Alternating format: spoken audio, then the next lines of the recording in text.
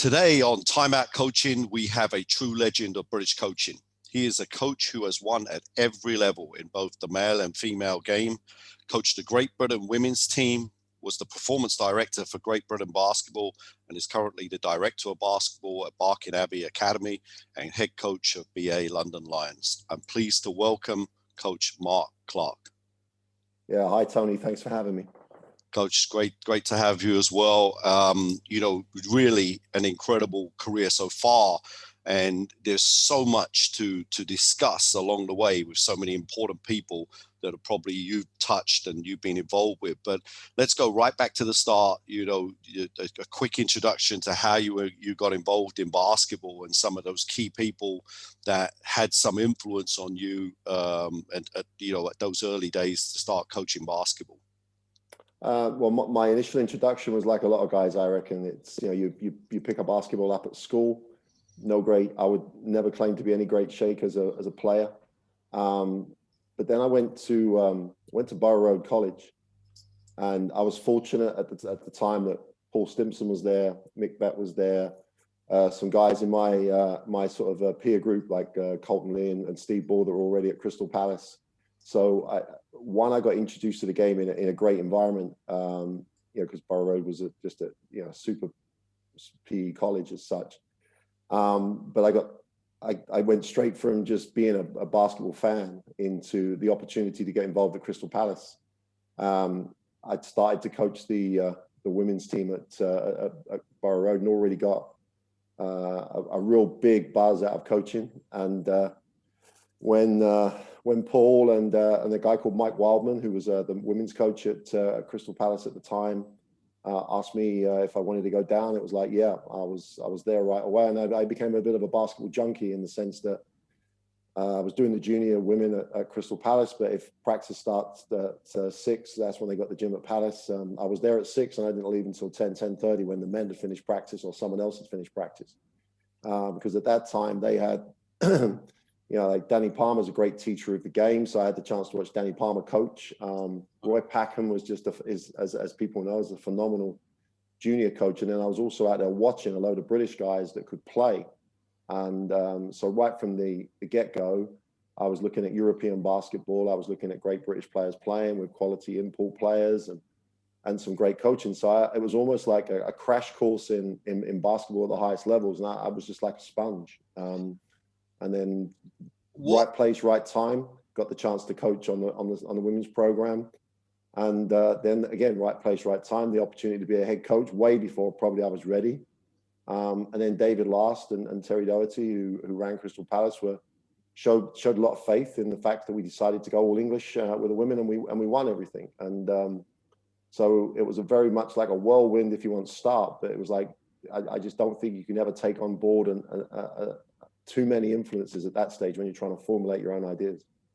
I was going to ask, in that timeline, where are you to where Mark Dunning and Jimmy Rogers were coming into the Crystal Palace process? Were you just slightly after them, or all at the same time? Pretty much the same time, because my first year at Crystal Palace was the year before Danny Palmer came in Bill Sweek and Danny Palmer came in. I was much more of a fan that was just beginning to get an opportunity to work there in a very new junior women's program, because junior women's basketball at that point, there was no national league as such. And so it was an amazing time at Crystal Palace, because in addition to the people like Roy Packham that were already there, when Danny came in, and had to then look for a coaching staff, because Bill Sweek, who was going to be the head coach, stayed with as the European guy for Adidas. You had Mark come in, Jimmy Rogers was there. I mean, even Wally Williams and guys on the team management. All those guys were like so good at what they did that, you even had the guru of stats there in John Atkinson. Yeah. Anybody that wanted to be anything within basketball at that point, Crystal Palace was such a profile for all sorts of reasons that it was an amazing place to be. You just reeled off a few basketball like legends of names. Jimmy and Mark. They are basketball as such. They're basketball in the history of the game. Mm. And I mean, there's that link as well with the Borough Road to Crystal Palace. I mean, that's an incredible link as well, with all of both the players and also the coaches that have gone through there. Are you at this time? So I guess, like in any of these great clubs that have been put together, the coaching staffs are you talking to each other? Are you exchanging ideas? And what do you start at that early part of your career? What are you basing your coaching philosophy and how you're teaching the game? What are you basing it on, and how were you playing at that time? Well, I think Danny Palmer at that stage, I think was very different to many of the other coaches that were in the game. He taught the game, and that fitted with Crystal Palace's ethos of younger players. So seeing Danny coach and having access to someone like Danny at that stage of his career, and Roy, which was Roy and Danny very American based in terms of wanting to play defense, wanting to get up the floor, wanting to pressure everything, wanting to run. And as a young coach in particular, that's an exciting way to coach the game. Also, it covers up some of the cracks you have as a young coach, because as I've gone through the finer points, the technical detail you have to get into. Quick results, quick outcomes, etc. But most of it based on the fact that Danny Palmer and people at Crystal Palace taught the game of basketball, so that they taught players to play, and they taught players right from that stage to let players make decisions. And I think I've stayed with that ethos throughout. It's about giving players tools and giving players the ability to make their own decisions. And right from that stage, basing it on trying to play defense, basing it on trying to get up the floor and create opportunity and try and control what you're allowing your opponent to do, was very much the ethos there. And you only have to look at the results that Danny had in Europe, where Crystal Palace go and beat Real Madrid, and largely because they ran a really nice three-quarter court zone trap that generated a bit of gave them a lead and enough breathing space. But that was where the basis, it always started from trying to keep the tempo high, whether it be in the half court or the forecourt, trying to play defense and generate advantage from your defense, always based upon giving players tools to make decisions. That's great. And then just my other last question is on this kind of time period. What was the catalyst to be part of the women's game? Was it just simply that you had coached the women's team at Borough Road, or what was that? Or you were just feeling that I was just a coach? I'm a coach. I just happened to be coaching women's basketball at this moment. That was definitely the point. I wanted to be a coach. The opportunity to coach at the higher level at that point in time was with Crystal Palace's women's team. To coach and take teams into European Cup. They coached WICB, etc. You were exposed to the highest level of coaching. I went to Jones Cup in 1984, and was the assistant coach when we played the US Olympic team, and it was like that opportunity to coach at that level. So basically, it's be a coach and then look at the team opportunities you have to go and coach within, and take those and make the best out of those. Mm. And then lastly, apart from Danny, Roy, is there in this time period, is there anyone else that you're looking to that you were impressed and that kind of impressed you? Were you thinking America? What was your thought process there? Well, there's two parts to that, because I don't think anyone coaching at that stage wouldn't have been influenced by some of the legends from the States. As much as the information you can get from them as dealing with people, as opposed to just the X's and O's. You can get X's and O's from lots of different sources, but getting access to reading the books at that stage, because that was pretty much most of the ways you would get it. But I was lucky. I got access because of some of the young players we had to have coaches come visit and want to recruit players. So, I mean, legends, reading John Wooden's books, etc., sort of formulate some opinions. So people of that ilk, if you want, like true legends of the game. And then in the UK, there was, I still don't think we give our coaches enough credit for the level they were at, because when I was at Crystal Palace, trying to compete in the women's league at that point. And then you had to go up against Avon Cosmetics in Northampton. You had to go up against John Collins. John Collins is as good a coach as I've ever coached against at any level. I mean, the guy with John's knowledge is second to none. They were playing in Europe as well, so their exposure to different things was, and they had quality players. So I got up against coaches subsequently that you can put on the same sort of like platform if you want at that level. But it was hard to go up against someone like John. And then I worked with him in the Olympic team in '88 as his assistant. And those guys took the national team to a top 12 final. Before we all get excited about going to Eurobasket. It only used to be 12 teams, and John Collins and Roy Birch at the time took England women to the top 12. So John was always a target because they were the team that you wanted to beat. For me, they were the team that and the program that you wanted to beat, because John just didn't run a team; he ran a program. So the aspiration, the mountain to climb, was an incredibly tough mountain to climb, because you were going up against a coach who was as prepared as any coach, as I say, as I've been up against. Yeah. And just lastly, Crystal Palace, like kind of era, some of the standout players that you coached. I mean, there were, immense amount, but just to name a few. Andrea Congreve is the best basketball player I've ever coached by a sizable distance. I think she's one of the best players of her time. She was one of the best players in the world in her peak. I coached Carol Paris, and Carol Paris and Andrea Congreve quotes Carol Paris as the player that she would look up to the most. And they were just her attitude and making the most of what she had was just phenomenal. So they those two had a great group of players at Crystal Palace. Like Tracy Killingly and Limbo Inky played there. Obviously, Claire was there, so I can't miss Claire out, because I think Claire gets understated a bit as a 6'3" center with great skill set. It was a fun time at Crystal Palace at that point, and players always make it fun. Good players, motivated players make it fun.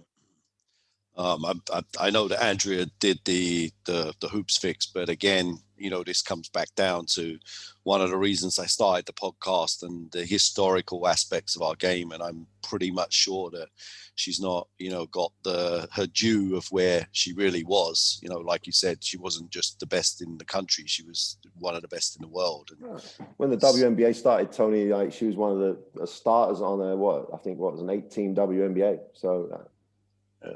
When the expansion draft happened, she was one of the first players that they moved, and so yeah, absolutely. It's crazy. What's the next time set after Crystal Palace, and how did that happen? Well, I had a brief time with Jimmy Rogers at Brixton, which was again, I've been lucky. People who run organizations that have me work with them.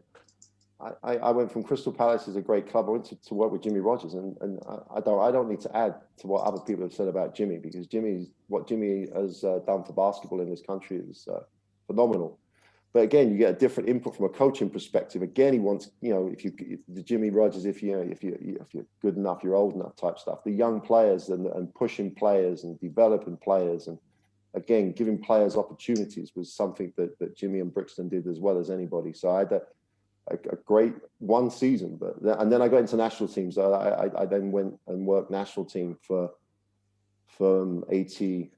After I finished with John Collins in 88 with the Olympic team, I coached both the seniors and the junior England women's team. We won the Commonwealth Championships in 91, won the gold medal there when it was just a separate championships, and then finished with the national team in 95. At that time, I'd also I needed to coach on a regular basis. So Roy Birch took me to Ware, and we did some really nice things at Ware. Another good situation with good people. So that national team break then followed into finding myself with again coming into contact with other great coaches, because I worked with Billy Mims for 3 seasons at Leopards. That's right. Possibly one of my best times, but also I had the chance to work with Kevin Cadle at Kingston before I went to Brixton. So it's not a bad choice. Go and work with Jimmy Rogers at Brixton, or go and work as Kevin's assistant at Kingston. They're good options to have. And then obviously when I was with Billy at the Leopards, the great rivalry was with Towers, which brought me in contact with Kevin again. So I've just been pretty blessed with the way that I've come into contact with some great coaches, and I would hope I've taken a piece out of all of these people. But the time at Leopards was, again, Billy Mims has an entertaining way of pushing, and he gets. I don't think Billy ever gets. I think people see Billy's teams as teams that want to run and score, but I think the first time he won the BBL, we were the second-rated team in terms of field goal percentage against. I mean, I'll take some credit for that because I did a lot of that work for Billy, but Billy's just a flat-out great coach, and then he goes and wins with less talent in other teams. That just shows Absolutely. What a coach he can, and the way he can make players believe they're the best player in the world at times. It's an art form, and Billy's management of people is unbelievable. So at that time, some would say that was the heyday of professional basketball in this country, or maybe the second coming after, the Crystal Palace type of era and stuff. But certainly, great Sky coverage and incredible crowds and stuff. Just talk a little bit about Billy and his philosophy. Would I be right in saying maybe slightly ahead of his time, with the way that he played, with the free flowing, the tempo. He was a player's coach. I think you're absolutely right in that. Yep. He put those players in the best position to succeed. What were some of those other takeaways? You've really given me most of them, but what?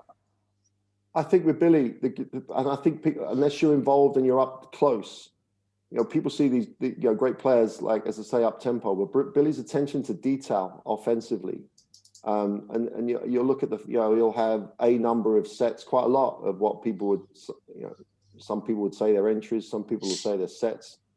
But all those sets are designed to give the talent he has the most opportunity to excel. So, John White's a great basketball player. I mean, he proved that here, but he also then proved it with his performances when he went and played in Lithuania and France and stuff. You don't play at higher levels, and he was still just a great scorer. He's a great player. But Billy put him in areas of the floor that gave him an advantage. And if you give someone like John White advantage, he's going to hurt teams. And so Billy would create with his sets and with the way he wanted to play the game. It wasn't just run up and run and gun. I mean, it was like very much, there was a lot of attention to detail in terms of how you would run your set, and where you would get John White or where you would get Eric Burks the ball, which I think to an extent is a little bit, is very, at times very NBA-like in terms of getting the right people the ball at the right times and people understanding that sort of responsibility. But Billy's attention to detail offensively was exceptional. And there's no, you can't half bake anything. And Billy was big on not half baking. If you're going to execute something, execute it properly. So we would spend time breaking things down, getting the actual, we want to get the ball into these areas, and then letting players make decisions. So yeah, the players then saw that Billy, as a coach, Billy was actually giving them the best opportunity to be successful. So they really bought into the fact, well, this is my turn almost. This is our option. This is right. And then when it was someone else's, they would then execute their part to help their teammate. And Billy's attention to detail was exceptional. And you, at this time, you were teaching at this time, or involved in local government? You were local government. Yeah. And it was finish work, go and work with Billy Mims. But it was a professional it was really a professional environment at that time, a very professional environment. So you were practicing pretty much every day? There was midweek games, so pretty much if I got one day off from practice, because my wife will tell you, Claire will tell you that she didn't see me a lot, and I wouldn't have been able to do it without the support that she gave and accepted that sort of thing. But no, straight out of, we would practice at 6 most nights, because again, one or two of the players had jobs as well. But we were pretty much going every day, midweek games. I mean, as you say, that was a professional time for the league, because you had some great owners in big facilities with some great coaches. I mean, geez, I mean, if you look at that era, there were some coaches in the game. Well, you were coaching at the time at Towers as well, and there's a lot of English coaches in the scenario. And then beyond that, then obviously you were at Everton and places like that, and Newcastle, and those places you were talking that's proper pro basketball as it was then. Yeah. I mean, the time that you were involved in, still ultimately you had, people like Billy who have been very successful. Just after Billy, Mike Taylor's been super successful with the Polish national team. And then you have two of the biggest alumni who are now NBA head coaches. One's been a champion. So, there was some pretty good talent at that time. Absolutely. In the league. And I never felt that's probably my biggest criticism at this moment at the BBL is that, it's just that I don't know if the coaches are challenged on a daily basis, and that's something that they, I mean, again, we can go into why or what another day, but it's something that really needs to be addressed, because that's the way the league can improve. And like I say, if you've got people like, my goal was always to beat Chris and Nick. And you knew it was a big thing because you knew that these guys were elite coaches even back then. And there were many others, at that time. So it's an interesting one. So after the Leopards, what was the next stop after that? Well, I went back to Ware after Leopards. It was more of a career time thing. But then at the same time, Radmilla Turner was really doing some good things in the early 2000s about trying to sort out England basketball. So she asked me to go and, we've had these conversations, call it an assistant coach, call it a consultant, call it whatever. So she asked me to go and help with some of the women's age group programs. So I ended up helping with an age group program that had Georgia Jones on it, Azania Stewart, which was a very talented under 16 group that just came up short because we ended up, just one of those things where second best team in Europe at that stage, national team wise, was in the B division because the team before hadn't been. So they missed out on promotion. And then falling out of that, Great Britain started. And then I applied for that position and fortunately got that position. I assisted Branny Bazzani in the 06 Commonwealth Games when they got the bronze medal. Just before we get onto the Great Britain situation, when did you start to conceive Barking Abbey and the academy? Because Dan got the opportunity to go to Estudiantes, and I was sitting there with our 13-year-old son going, well, what's the alternatives? And there was none. You had just started doing something at Hackney where you were getting kids the opportunity to play more, but there was nothing comparable. That would have been in 2004-ish. Yeah.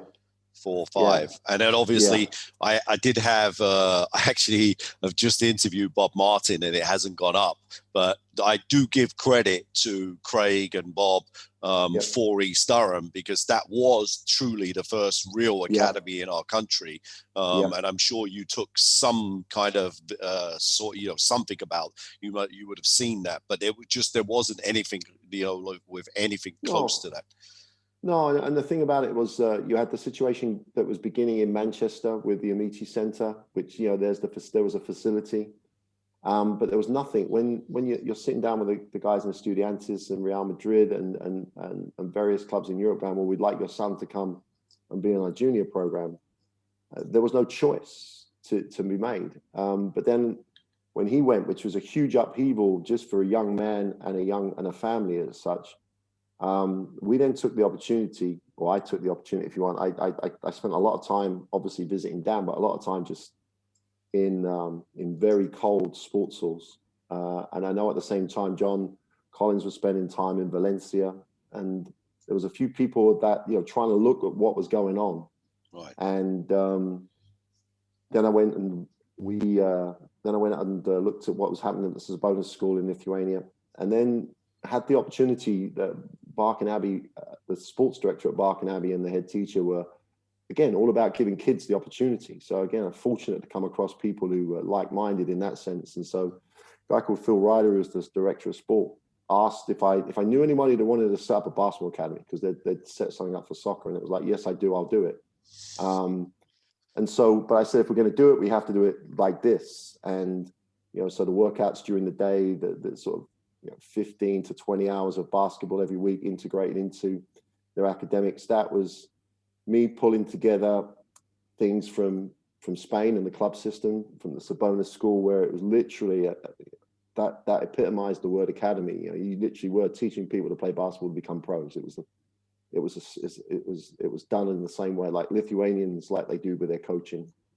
It's a job. You got to study to do your job as well as you can. And we took all those things and then put them together in Barking and got the support of the school. And again, Radmilla Turner was really supportive from a Basketball England perspective. It's one of the times I can, and I'm not sure if it was the organization or it was Radmilla, but Radmilla did lots of things that just made setting up Barking a lot easier, because there was a lot of support. And she helped us run the international tournament that we started, where we were bringing people in. That was the Barking was my way, I think, of saying that we have to find a way in this country to get kids the chance to play and because every hour they were getting every week they were going hours and hours and hours less than the guys in Europe. And so we had to, otherwise we were always going to be running uphill. So, and I think from setting up Barking, we then helped with Jackson at Cola, with the Charmwood situation, with 4 or 5 of the other academies. We helped them set it up, the funding model and everything else. So now we've got, I think now, the national teams, the junior national teams now, and the senior national team, if you look at some of the guys on the senior national team, are starting to really reap the benefit of those academies. And I don't think our governing bodies necessarily sell that link enough and give the academies enough support or credibility for what they've done. That is now being seen with the performances of the senior teams in getting to latter stages. I mean, I think there was 1 year where Barking had like a quarter of the roster when they played New Zealand, the senior men. Guys like Teddy, Okafor, etc., coming through Barking and other academies now. That's huge in the impact that it's had on the sort of national teams. Look at the age group teams that are now playing in A division. That's good coaching by the coaches, but it's the work the academies do day in, day out. Neil Hopkins, all those guys are just doing a great job day in, day out with kids. I'm going to come back to that point of the one you just said about the governing body, and that we'll come back towards the end of that. Just taking it back, obviously we talk in our country about we can either go west or east, east or west, whichever way you want to look at where we are. You can either go towards America or you can go towards Europe. What made you start thinking about Europe? Was it seeing those days with Crystal Palace, then at Northampton and all of these other teams playing in Europe and having that experience with the national teams? What was the thing that started drawing you to the European game and the way that the game was being played there? Initially, it was very much that the perception was that Eastern Europe in particular taught players the fundamentals so well, and then players could make decisions. And I do think that was the basis of the decision that I made in terms of my sort of way of looking at the game. But then when we brought in, we had the Croatian national team coach, and we had Dejan Misovic from Slovenia, who came and worked with us for a couple of years. And to an extent, and speaking to the guys in Spain, also got a little bit, they got very much into that view that this was about teaching players to play. But then when you actually dig a little deeper, they just drill things so well and get into the real finer detail of the game, and players understand the detail of the game, so therefore can make more informed decisions and look like it's a very natural thing, that they've got the fundamentals down to a T and they get the reads from the defense down to a T. It's about, I go back to my Billy Mims quote, it's about attention to detail. Yeah. And I think what we were lacking, and to an extent, I still think we do lack, Yep. is the fact that when we're teaching young kids in particular to play, we too often, especially in some junior club basketball, and this is largely down to the amount of time that coaches don't have to work with players, but we're coaching kids to play and win in junior competitions, as opposed to coaching kids to become basketball players. The winning looks after itself almost. So your young player is being taught how to play when they become a senior, as you would in any profession, not how to necessarily win at under 14 level. And I think that my biggest take at that time from what was going on so when I would literally go and sit for 6 hours in a gym in Madrid, and I'd watch like under 14s play like the senior team play. Yeah, they don't make as many threes. They're not as successful in terms of points, but their spacing, the way they stretch the floor, and the things that they are being encouraged to discover in terms of playing the game, is how you would have to play as a senior. Whereas I think our kids were at that point in particular were being told like, well, this is we're going to win this game by doing this. So, your big kid on the inside not being taught how to play is an extreme example, but because he was big at 14, he was able to win. And it's that scenario. And I wasn't close enough to US high school basketball, and I wasn't close enough to college basketball. But then the biggest indication I got is the amount of influence you then saw going into US college basketball of like European influences. So if the US college system and some of the pro stuff was beginning to understand that, hey, you had to be able to shoot the ball and you had to be able to handle the ball. It wasn't just about, playing one-on-one, etc. That almost like reinforced that decision or the view I had. Teach people how to play as they're going to play as pros if they're going to get to that level. Teach them how to play the game in the same way you would teach someone how to be an architect or whatever. Don't teach them how to come up with a great drawing at 14. Teach them how to be an architect when they're working, which may not be the best example, but you've got to teach people how to play when they're pros. And I think I thought the European way of doing that was proven to be successful. And you just have to look at the number of European players now in the NBA and the level of EuroLeague basketball and also the way that the US national teams and the way that college and NBA basketball is developed.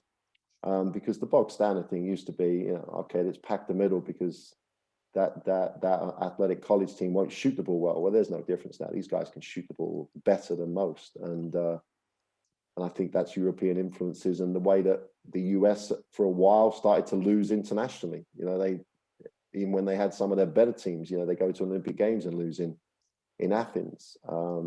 That's a shock to the system, and they're never going to lose twice in a row. They're always going to bring players in. So that was why.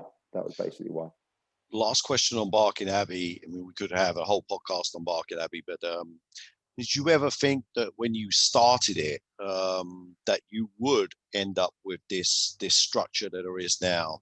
And we can talk about the pros and cons of that structure. I'm exactly where you stand on this at this moment. I think it's a pro. It's helped the game. You can see the level of play has got better. Of course, it would get better if there's a lot of kids that are actually playing every single day with multiple times a day and have reasonable competition. And more importantly, the coach is also getting paid to coach. Did you ever believe that there could be a structure like that when you started, or was it aspirational, or you just went with the flow at the start? Aspirational, definitely. Initially, wasn't too concerned about, apart from trying to help some other people set things up, wasn't too concerned about how that might be a structure that could be adopted, because the cliched stuff of looking after your own business and controlling what you can control, etc. So it was we wanted to be comparable to some of those better junior programs in Europe. So when we hosted the EuroLeague Junior tournament and made the semi-final, and when we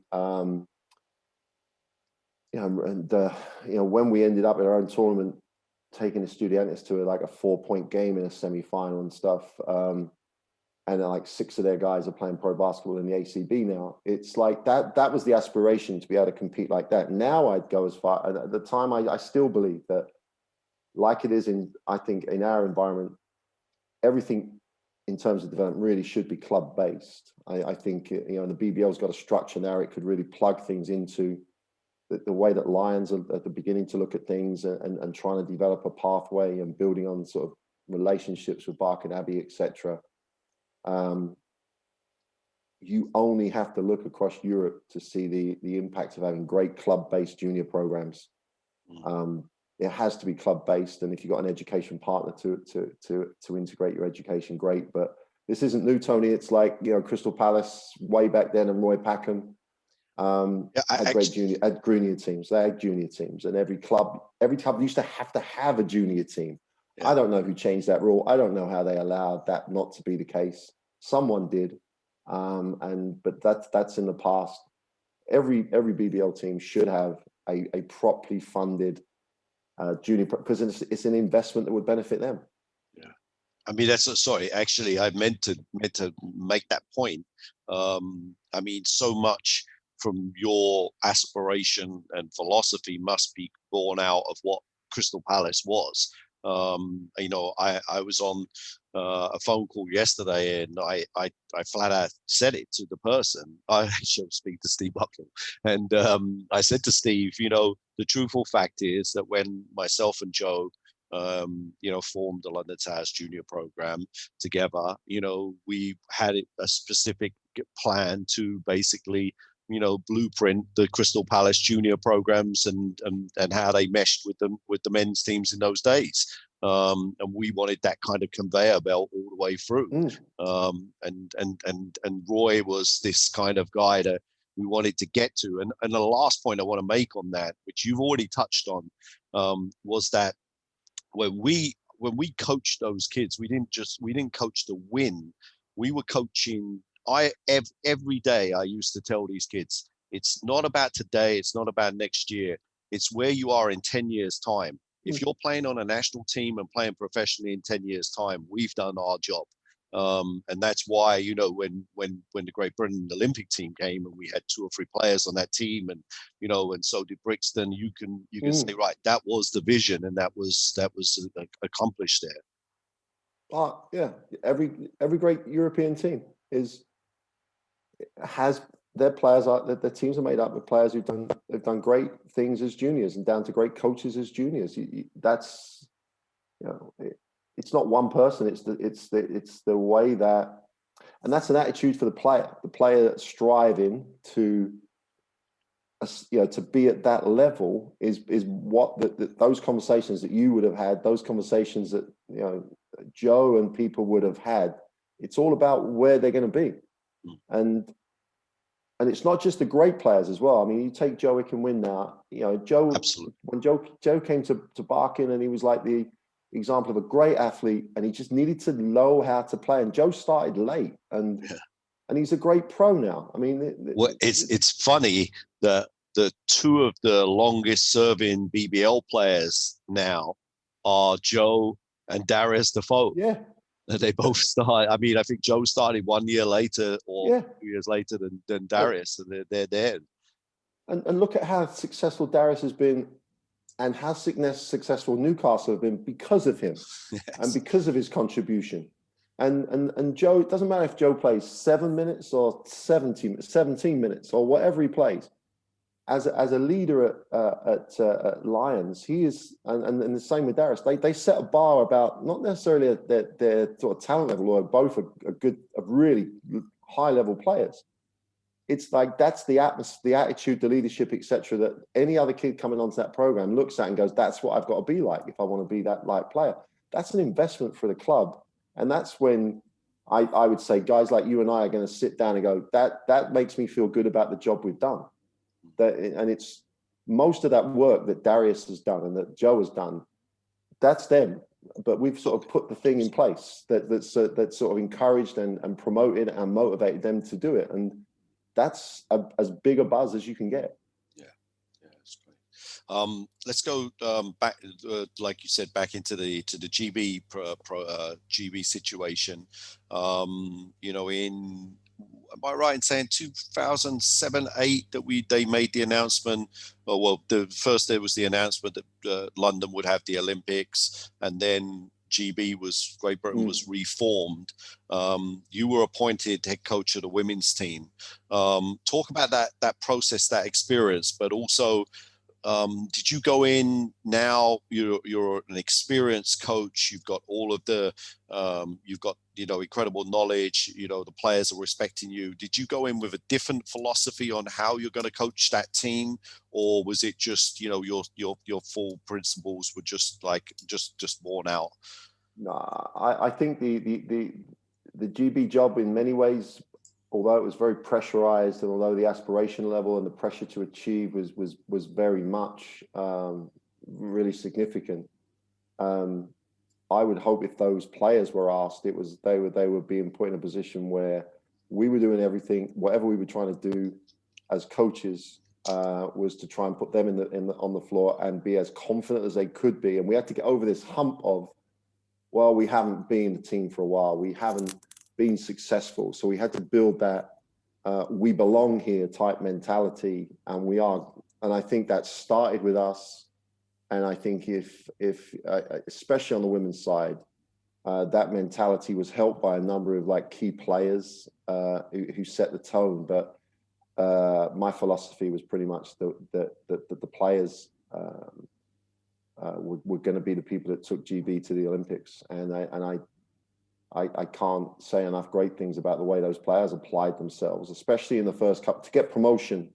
When in the first two of the year of the 2-year cycle, starting from nothing, we had, and in the same way that Chris had to with the men, you had to put yourself at the end of that first program in a position where you could qualify for this after the second year, because you knew it was going to be tough the first year, but you had to give yourself the chance in the second year. So going 2-2 in our first year and winning, away in Estonia. Well, people go, well, Estonia, what's the big deal? Well, Estonia were already established, and they were used to playing at that level, and they were a good team. And we went away our first ever game and got a win.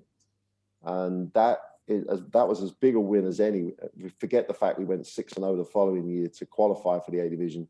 Winning away in Estonia was as big a game as anywhere. And it's the coaching philosophy is why it's always about making the best out of the talent you've got. And we had some great people who knew their strengths and their weaknesses, and ranging from a 16-year-old Georgia Jones to a 30-plus-year-old Andrea Congreve, we had to get the best out of everybody. And we obviously did, because we got the promotion. Mm. Without going into too much detail and coming up the past, I know you talked about, I think, Sam, about it, but do you think that we missed an opportunity both in the men's and the women's side to bring through the coaches? There wasn't the fact that as of the people that were in the actual Olympic game teams, there was no British coach on the male side that finally made the roster, and then there was no one. There was Vanessa and what's his name? Damien. Damien had made it for the women's side. Obviously, they decided to not take you on to fulfill the whole of the journey. Just any clear thoughts, now looking back at it? Yeah, my clearest thought, apart from the absolute, obviously the personal disappointment, the clear thought is that, as I've said earlier on in this discussion, I was really fortunate to come across some great coaches in all sorts of environments. So I think we massively missed an opportunity to have British coaches have access to that program. Now, whether that was working within it in a particular way, because by just on the men's side in particular, 2012, we had a coaching staff with now 2 NBA head coaches on it, some NBA experience across the board in terms of the coaching side. And in 2013, we had no one left. Now, we brought Joe Prunty is a great coach, great guy, really good guy, a great coach. He comes in and picks it up from scratch. It's almost like we restarted.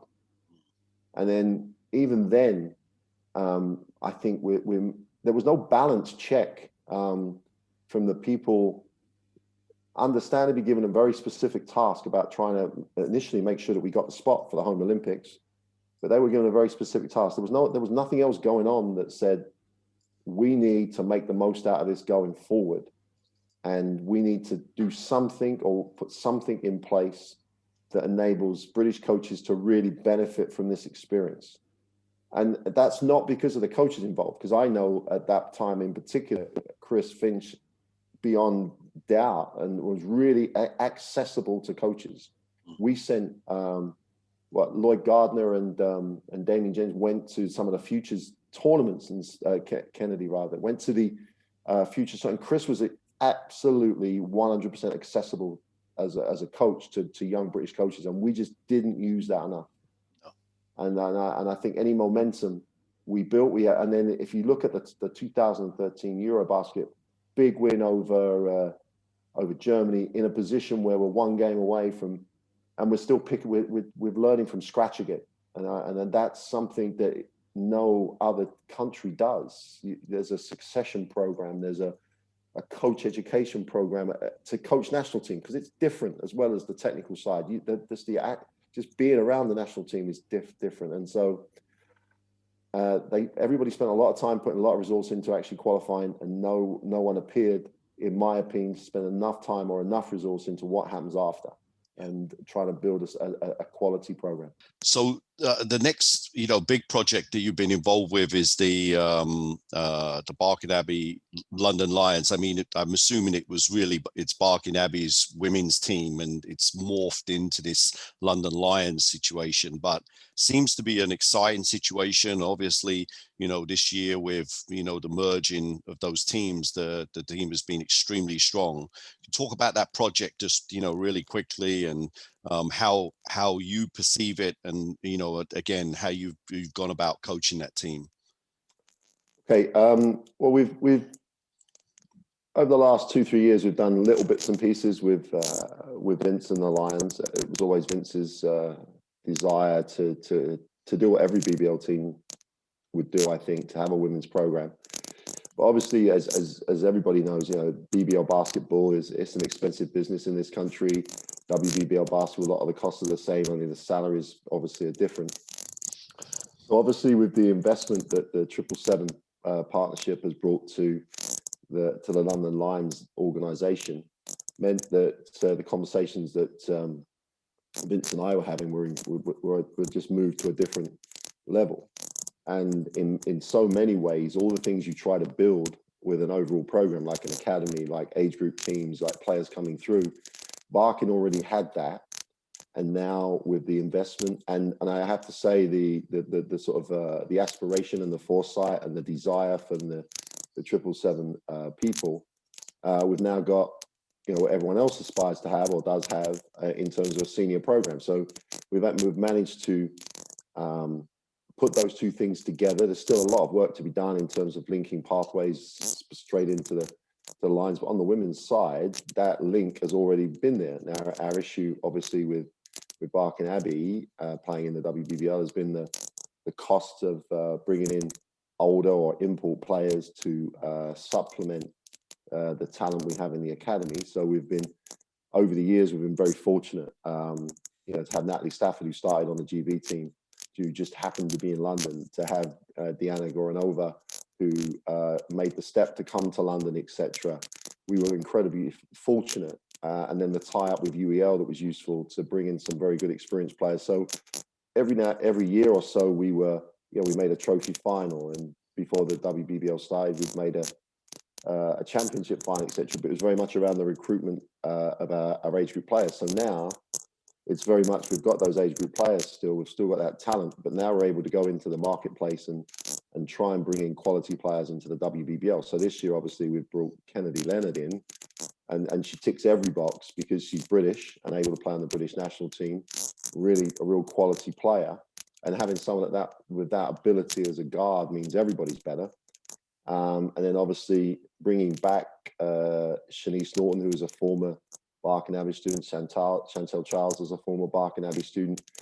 that's the sort of model that lots of people talk about wanting to do, but now we're in a position to do it. So then it comes down to how well we manage it. In terms of how we approached it and coach it, it's all those things we've been talking about earlier on. You go right back to Crystal Palace and what I was talking about in terms of Danny Palmer and building things around the way that he would teach and pressurize people, giving players the tools, etc. Then you go through the Billy Mims part of my journey in terms of the offensive detail. Then we try to merge those two things. So we try and play up tempo.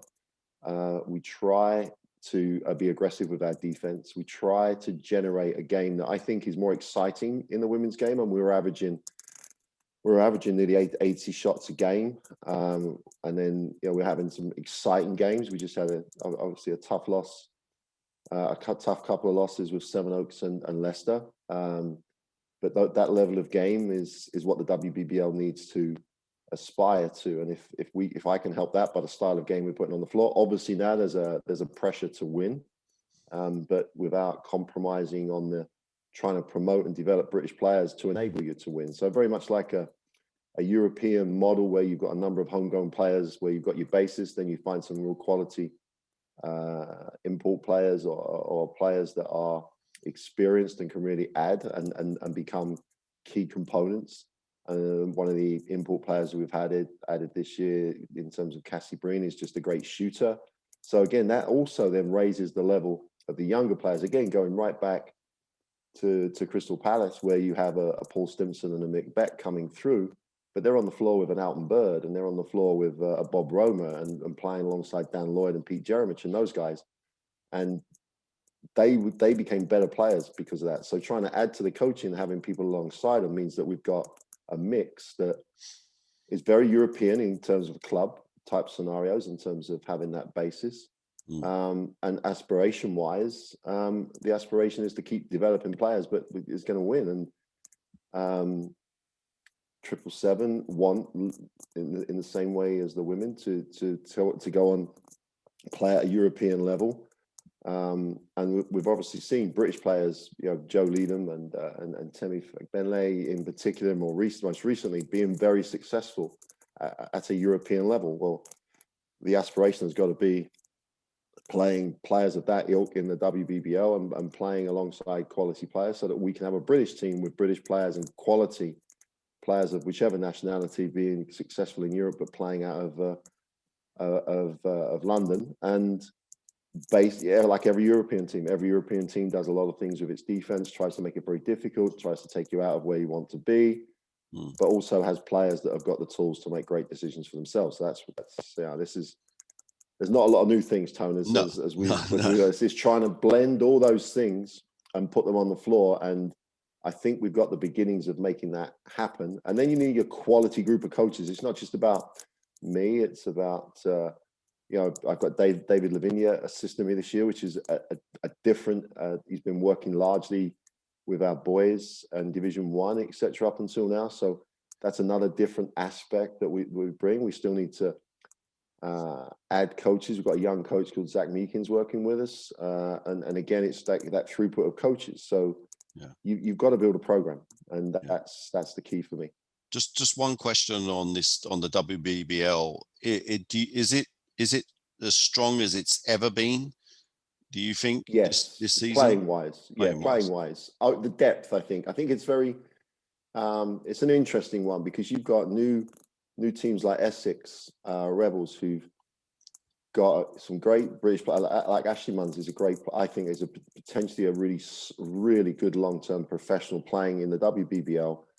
Shoots the ball really well playing at Essex, and Essex have beat Leicester this year. And I think that's a sign that the league is getting deeper.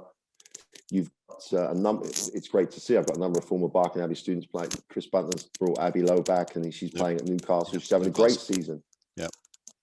And I think that that type of depth in the league is going to make the league a lot stronger. It's going to make the quality, and it's also going to make it very aspirational for British players to play. And I think the more Shanice Nortons and Chantel Charles that decide to play in the WBBL means that other players are not going to want to go and play in some leagues in Europe. They're going to want to come and play here, and the WBBL On court is a really quality, is a good quality product. Off court, I think we obviously need to spend more time and effort and try and find money to promote the sport in a better way. But I think the other great thing, Tony, in relation to some of the things we're talking about, is the level of coaching.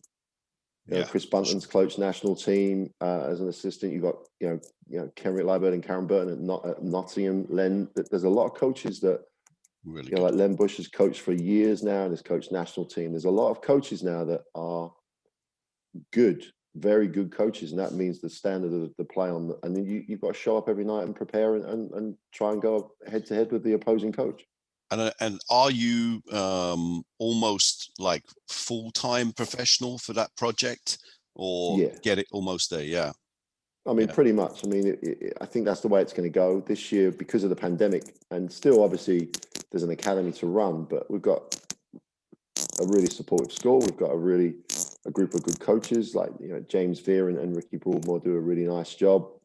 And James is vastly experienced. So the Barking's never just been about me as such. So yeah, I think going forward, for that to happen, you need full-time coaches.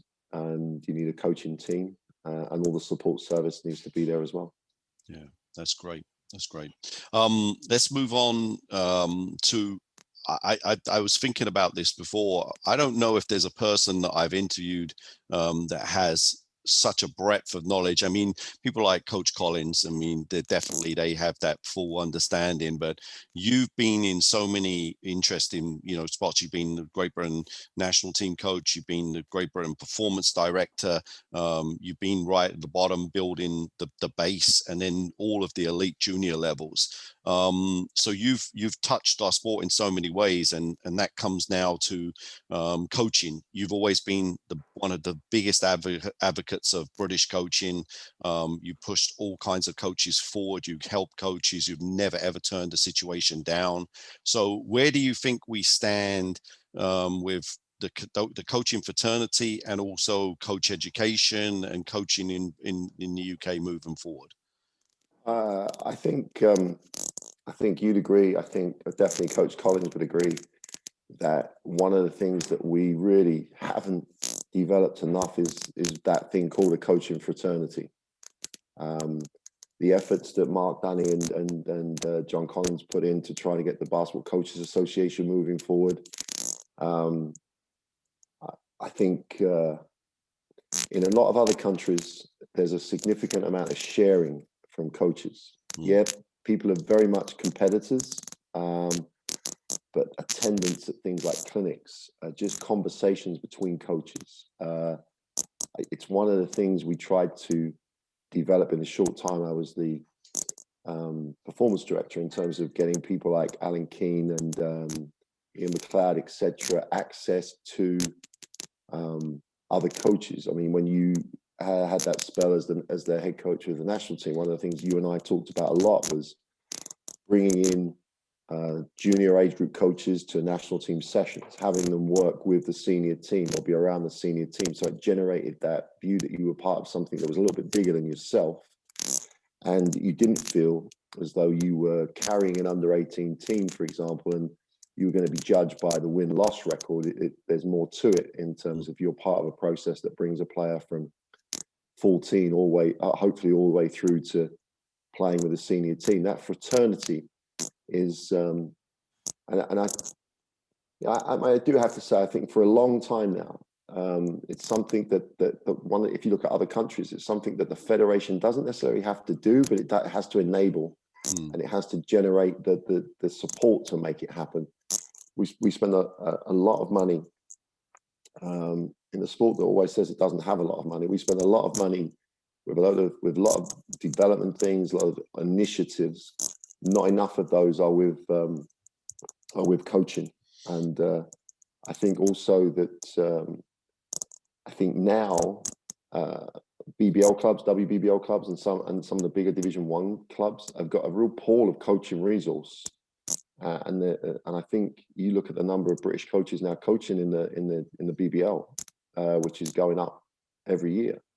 Some people will say that's they don't want to spend money on a foreign. No, I think it's more like that when team owners look at some of the people available to coach, there's a lot of good British coaches that are actually putting on the floor some very, very good things. And and right at the top of the game, you were coaching the senior men's team, and you just look at the job that Mark Stutel's done, stepping in and he's called the interim coach, but he's basically taken that team in a very difficult set of circumstances with not a lot of resource, and actually he's qualified for Eurobasket. I think that's almost been underplayed to too big an extent. I know the players, because I'm still in contact with most, if not all, of those players, really respect the level of job that he's done and understand the difficult circumstances there's in. And that's not a knock at all on Nate, because Nate's circumstance meant he hasn't been able to be there. But it's a situation that I just don't think we don't value coaching to the level it should be valued. And therefore, you wouldn't work in a commercial private company and have your senior managers just sort of part-time coming in now and again just to have a few words with people and hope they can do the job.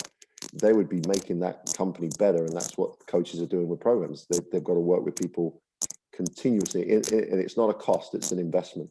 I think it's an investment that we don't, and I think the impact, some of the things that Alan Keene's doing with sharing information, some of the things that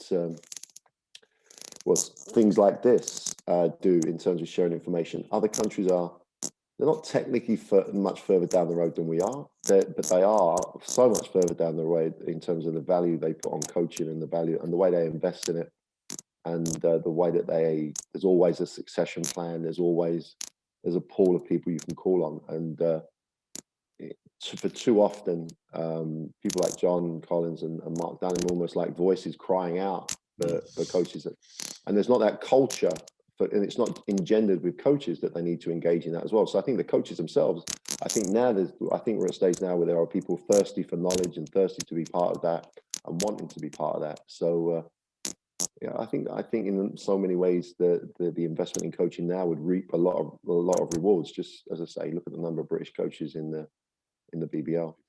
Okay, great stuff. Okay, 3 rapid fire questions. Favorite all-time basketball coach? Yeah, when you told me this, I love watching Sergio Scariolo coach a national team, but I just think that when you've got as much talent as he has, but then you pay so much attention to detail, I just love the way his teams play and function. I love the way he relates to players. Okay, great. Favorite drill that you're running either at the moment or have done? Yeah, I know, 1,000 drills. I go back. I go right back to. I asked Danny Palmer one time. I need a footwork drill, and he gave me a drill that I think there's every piece of footwork in it. So there's like an L drill where your L cut, your V cut. There's a pass in it. There's a finish in it. And it's it's just footwork and basics. Sometimes it's a pet hate of mine, Tony, that people can't go and look for the big answer, the big offense. It's, at the end of the day, if you can cut properly and get open, if you can pass properly, then you can run anything. And so a very simple L drill where you run an L cut and a V cut and a jump stop and a reverse pivot, all in the same drill. Every kid gets better every time they run the drill. Yeah.